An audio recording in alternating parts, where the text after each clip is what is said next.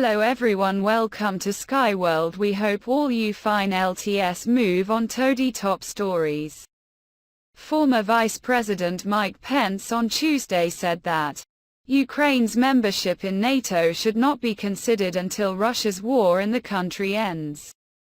I honestly believe that it's important as the leader of the free world and the arsenal of democracy that America continue to provide the Ukrainians what they need to fight and win and repel that unprovoked Russian invasion. But the question of NATO membership, and I spoke about this with Ukrainian President Volodymyr Zelensky, I think should all wait on after the war is won, Pence told CNN's Caitlin Collins on The Source.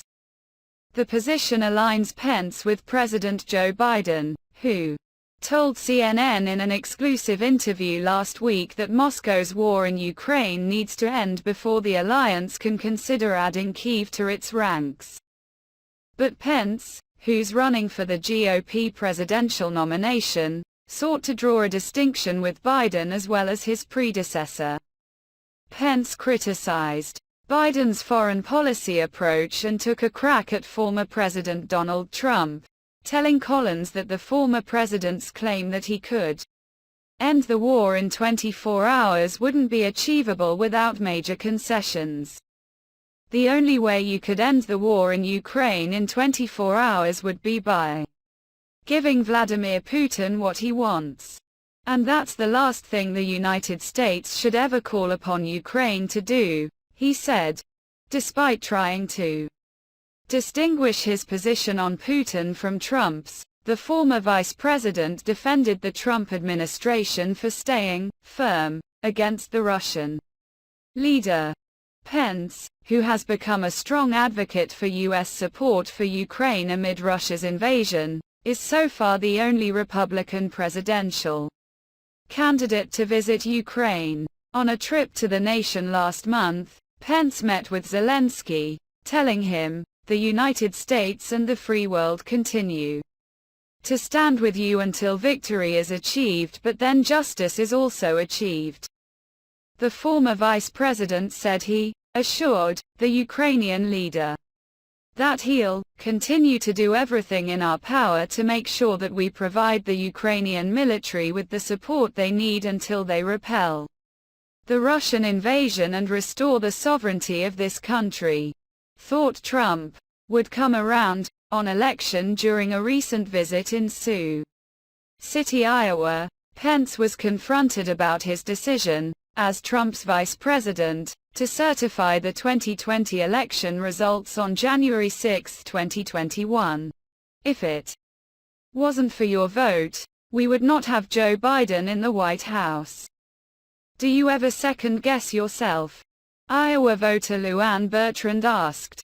In response, Pence outlined his responsibility to certify Biden's victory, despite pressure from Trump to do otherwise, following the U.S. Capitol insurrection. Republicans, he added at that Iowa event, need to focus on the future. "We spend the next election talking about the past. You're going to get 4 more years of Democrats in the White House." Pressed by Collins Tuesday night on whether he wished he had spoken up sooner before the day of the U.S. Capitol attack, by coming out and publicly conceding the election in the weeks before, Pence said he had hoped Trump would come around on the election. "I had frankly hoped all the way up to the waning days before January 6 that President Trump would come around on this issue," he told Collins. "I'd seen it many times. You talk about times we disagreed when I was vice president. I'd seen the president take a hard position on an issue and then take the opposite position and then engage in a debate back and forth." Pence said he thought Trump may have been coming around when he told a Georgia rally crowd before January 6 that Pence was always going to do the right thing. Ultimately, he told Collins, "Sadly, things went downhill from there. But he had hoped all along the way to persuade him of the rightness of our cause and our position."